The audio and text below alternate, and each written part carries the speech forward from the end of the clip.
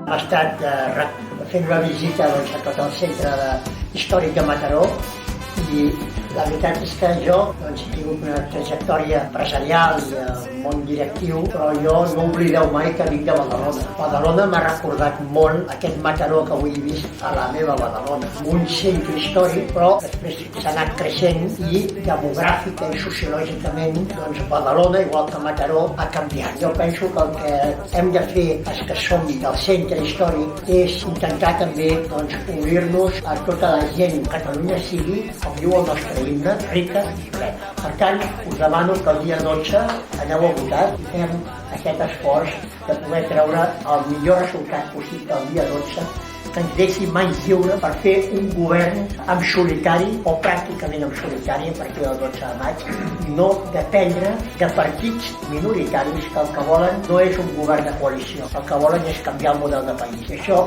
no ho podem permetre.